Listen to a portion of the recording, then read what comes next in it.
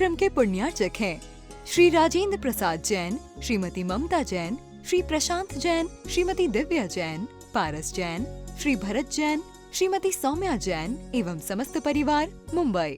और मेरा प्रश्न यदि वजनदार है तो आपको उत्तर तो देना ही पड़ेगा। दो महाराज शाम को देंगे जिज्ञासा समाधान। ठीक है, शाम को दे देना, प्रश्न खड़ा रहेगा। महाराज प्रश्न यदि खड़ा कर लिया तो हमारी शाम की सारी जिज्ञासाएं समाप्त हो जाएंगी इसी के उत्तर ढूंढने में। तो सुनना चाहते हो कि तुम पहले गुलाम क्यों थे और आज आजाद क्यों महसूस करते हो, और आज भी आजादी औपचारिक है कि वाकई में यथार्थ में है। औपचारिक है तो कोई बात नहीं, इस गुलामी को दूर करने के लिए अब फिर नए सिरे से कोई ना साबरमती के संत आने वाले हैं, ना गरम दल और नरम दल आने वाले हैं, क्योंकि तुम्हें आजाद करने के लिए जिन्होंने अपने आप को बलिदान किया है वो ये उम्मीद करके नहीं गए थे कि तुम आजादी का इतना दुरुपयोग करोगे। वो ये उम्मीद नहीं किए थे कि तुम आजादी को इस तरह कोस डालोगे।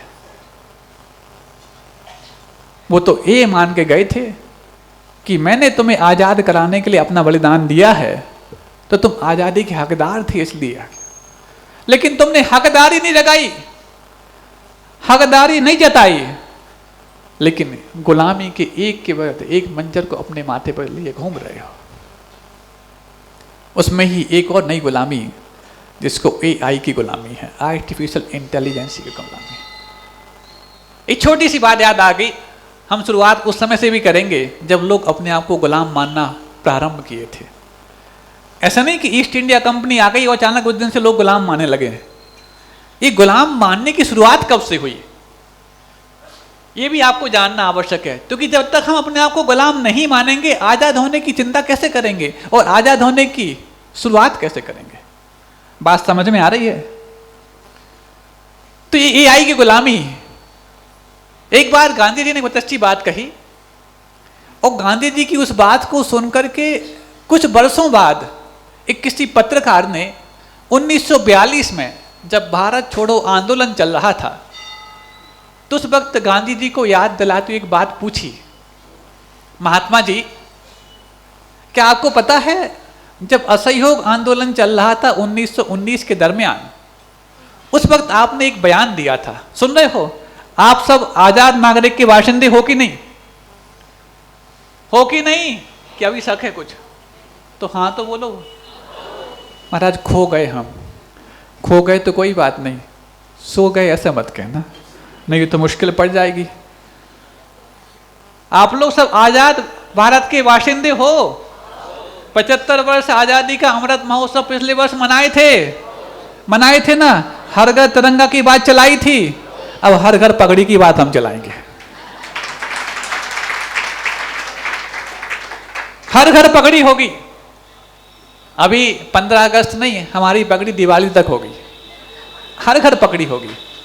सोचो ये पगड़ी जैसे ही तुमने सफेद कपड़े पहने अंदर से हमारी आत्मा पवित्र होने लग गई, भगवान का अभिषेक करने जा रहा है, शांति हारा करने जा रहे, और जैसे ही तुमने उसके ऊपर गुलाबी साफा लगाया आपका मन भी बाग बाग हो गया कि हम तीर्थ क्षेत्र नहीं अतिशय क्षेत्र का निर्माण करने जा रहे हैं। ये बताओ ये एहसास कराता कि नहीं कराता? ये वस्त्र परिवर्तन या कुछ आपका एड्रेस परिवर्तन आपके भावों के एड्रेस के परिवर्तन जताने वाली चीज होती है। नहीं तो वस्त्र तो आप तब भी पहनते हैं जब आप घर से बाहर निकलते हैं। सभ्य दिखना हर व्यक्ति को आता है, जेंटलमैन कहलाना हर व्यक्ति को आता है, लेकिन जेंटलमैन होना जब आप घर में होते हैं कैसे भी घूमते हैं, लेकिन घर से बाहर निकलते वक्त किसी ने संकल्प लिया है कि हम अच्छा सूट टाई वगैरह में पहनेंगे, कंघी करके निकलेंगे, संकल्प लिया गया। बिना संकल्प के भी आप अपने आप को इज्जतदार अथवा सभ्य बताने का प्रयास करते हैं। बताना भी चाहिए, आवश्यक भी है, क्योंकि यही समाज की मर्यादा है। लेकिन वो जैसे ही आप अपने घर में रहते हैं लापरवाही और प्रमाद के साथ जीते हैं, जैसे ही बाहर निकले आपने सूट बूट जो पहना, आपकी चाल में, आपके राग रंग में, आपके ढंग में अंतर आने लग जाता है। मतलब ये ड्रेस चेंज आपके भावों के एड्रेस के चेंज की कुछ ना कुछ प्रतीक अवश्य हुआ करती है। ऐसे ही उस वक्त जब गांधी जी से किसी ने पूछा, आपने एक बात 1919 में कही थी। बोले क्या कही थी? बोले आपको याद नहीं? बोले 1919 का वर्ष एक वर्ष का था, उस समय तो मैंने बहुत सारी बातें कही होंगी, आप किस प्रसंग में पूछना चाह रहे हैं, आप याद दिलाओ, मैं बोलूँगा हाँ मैंने कही थी। बोले आपने उस समय एक बात कही थी कि जब ये भारत देश आज़ाद हो जाएगा और आज़ाद होने के बाद यदि यहाँ पर लोकतांत्रिक प्रणाली लागू हुई, तो कि आज़ाद भारत के पूर्व में राजतंत्र था और आज़ाद भारत के नुमाइंदों में एकमात्र बात थी कि हम लोकतंत्र को लाएंगे, प्रजातंत्र को लाएंगे। और जब यहाँ पर लोकतांत्रिक व्यवस्था के तहत संविधान लागू होगा और जब यहाँ पर चुनाव के आधार पर राजा चुना जाएगा, तो मैं किसी ऐसे व्यक्ति को वोट देने का अधिकार नहीं दूंगा जो परिश्रम में विश्वास नहीं करता होगा।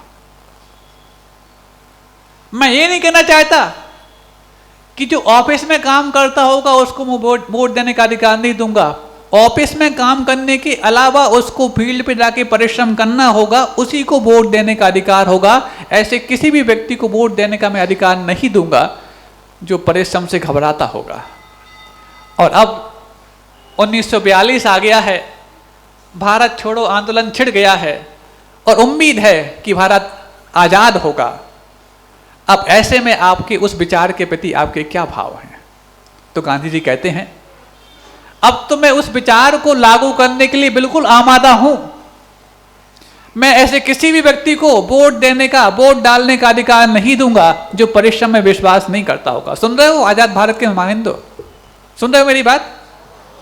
गांधी जी ने किस उद्देश्य को लेकर आपको आजादी थमाई थी और आज वो उद्देश्य कितना जीवित है, इसकी हमें तहकीकात करनी है। लेकिन बाहरी किस्मत भारतवासियों की और वह किस्मत गांधी जी की कि आजाद भारत के बाद संविधान पूरा लागू हो ही नहीं पाया। इसके पूर्व भी गांधी जी चल बसे। 1948 में संविधान लागू हुआ, 1950 में।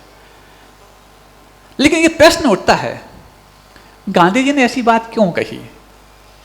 क्या वोट देने के लिए परिश्रम करने की आवश्यकता है कि आपकी बुद्धिमत्ता की आवश्यकता है? आप किसको वोट दें, कौन इसका योग्य व्यक्ति है, ये तो आप अपनी बुद्धि से पहचानेंगे। परिश्रम से इससे क्या मतलब है? लेकिन बहुत गहरी बात इसमें छुपी हुई है, बहुत बड़ा रहस्य छुपा हुआ है। आप लोग सुन रहे हैं ना हमारी बात को? ऐसा तो नहीं पगड़ी लाल करके थोड़ा सा आपको सुकून लग रहा हो और आप फिर चले गए हो अच्छे से। सुन रहे हैं ना? ध्यान से सुनना। क्योंकि जब भारत आज़ाद नहीं हुआ था ना, तो व्यक्ति गादी पे भी नहीं सो पाता था, सभा में सोना तो बहुत दूर की बात थी। उसको यही खटक लगी रहती थी, मैं सो तो रहा हूँ, उठ पाऊंगा कि नहीं उठ पाऊंगा। और आज तुम गादी ना भी हो, सिर्फ मात्र सभा में बैठने आते हो। इतनी आज़ादी मिल गई विचारों को, इतनी आज़ादी मिल गई तुम्हारी वचनों को, इतनी आज़ादी मिल गई तुम्हारी इस काय को कि तुम जब जैसा चाहो वैसे काय को लगाते फिरते हो, जब जैसा चाहो वचनों को बोलते फिरते हो। ये भी नहीं सोचते कि हमारे वचन का प्रभाव पूरी समाज पर क्या पड़ेगा। अपने मन को तो फिर पता नहीं कहाँ पे जाते हो। जैसे ही मन कहीं भी घूमता है, कश्मीर की वादियों में चला जाए, तो पगड़ी लगाने के बाद भी एक झटका तो आ ही जाता है। आपको नहीं आ रहा, हम मानते हैं, हम तो किसी और की बात करते हैं, क्योंकि पगड़ी हमने कई जगह लगवाई है। तुम कहीं लगाते हो क्या? तुम क्या समझे? सुन रहे हो? तो मन को भी आवारा मत करना, वचनों को भी आवारा गिर्दी मत करने देना। क्योंकि मन यदि आवारा बन भी गया तो तुम्हें एक झोंका लाएगा, और वचन यदि आवारा हो गए तो धोखा दिलाएगा। और धोखा खुद को दे तो कोई बात नहीं, समाज यदि धोखे में आ जाए तो बहुत बड़ा अपराध कहलाएगा। आप सब अब इस चीज का संकल्प ले लो। ये तो संकल्प आप ले ही चुके हैं कि हम मंदिर बनाएंगे, अच्छे से क्षेत्र बनाएंगे। लेकिन एक संकल्प और कि मंदिर के बनाने के प्रति जो भी नकारात्मक भाव मेरे मन में आएंगे, मैं किसी दूसरे से उसको वचन का रूप देने का प्रयास नहीं करूंगा। कर सकते हो, चाहे वो कोई भी रूप में हो। पता नहीं बनेगा कि नहीं बनेगा, ये वाला भी हो सकता है। महाराज जब तक है तब तक बनने की बात है, उसके बाद पता नहीं बनेगा कि नहीं बनेगा, ये दूसरा नकारात्मक विचार है जो वचनों के रूप में आ सकता है। पता नहीं, ठीक है, महाराज भी हैं, आचार्य महाराज भी हैं, सुधासागर महाराज भी हैं, ये तो पहले भी थे, उसके बाद भी बन पाया कि नहीं बन पाया, ऐसा भी मुझसे निकलेगा। और ऐसे नाकारा लोगों के बीच में आप पहली बात कहते हो जिनकी ना पास बुद्धि है ना समझ है। ऐसे नासमझों के बीच में तुमने नासमझी वाली बात कर दी ना, तो तुम आज़ाद भारत की भी अवहेलना कर रहे हो, और आज़ाद भारत में अपने धर्म ध्यान करने की जो आपको अनुकूलता मिली है उसको भी तुम गुलाम बनने के लिए तैयार कर रहे हो। फिर पुरानी कमेटियों के चिट्ठे निकलेंगे, देखो उनने ऐसी रसीद बनाई, उनने ऐसा किया, उनने ये किया।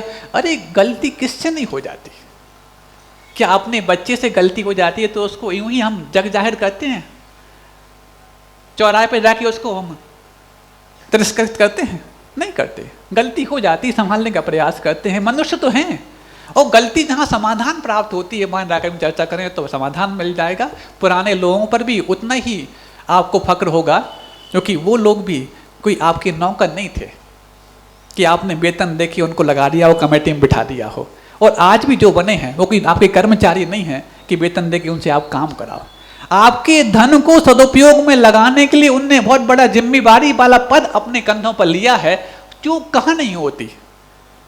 कंप्यूटर भी फेल हो जाते हैं, फिर तो इंसान के दिमाग हैं। लेकिन समाधान यदि कोई नहीं देना चाह रहा हो तब तुम बचनों को कुछ ना कुछ कहें। जब समाधान मिलने के चांस वहां पर भी हैं और वहां मान लो बंद हो गए हैं, तो फिर यहाँ पर तो हैं, यहाँ पर आप चर्चा करो ताकि उनको भी आप उतना ही सम्मान दे पाओ जितना सम्मान का हकदार आप अपने आप को समझते हो। ये छोटी मोटी बात नहीं है। और हमें लगता है कि हमने पिछले 15 दिनों में यहाँ पर जो कुछ समझा है, पुरानी 20 साल पुरानी कमेटियों से लेकर आज तक की कमेटियों के बारे में, हाँ चूक हो सकती हैं, लापरवाहियां हो सकती हैं, लेकिन किसी ने भ्रष्टाचार या बेईमानी की है ऐसा हमने बिल्कुल नहीं पाया।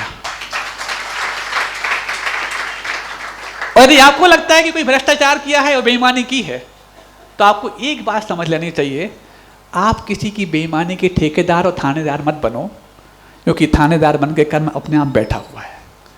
तुम क्या सजा दे पाओगे? जो कर्म दे लेगा।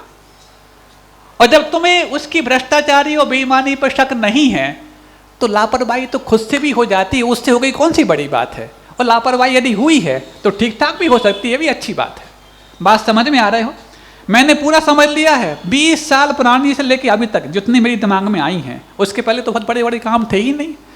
और मान लो और जितनी पुरानी कमेटियाँ, 35 साल पुरानी मान लो, चलो 35 साल पुरानी कमेटी से लेके आज तक की सारी कमेटियाँ, लापरवाही संभव है, किसी से भी संभव है, लेकिन बेईमानी किसी ने नहीं की। इतना तो यहाँ की जमीन में देव शास्त्र गुरु के प्रति संस्कारों का प्रभाव है कि वो दुनिया के प्रति बेईमानी भली कर ले, धर्म और गुरु के प्रति बेईमानी कोई नहीं करेगा। और यदि इसमें शक है तो धीमे ताली बजाना, और यदि शक नहीं है तो दोनों हाथ खोल के ताली बजाना।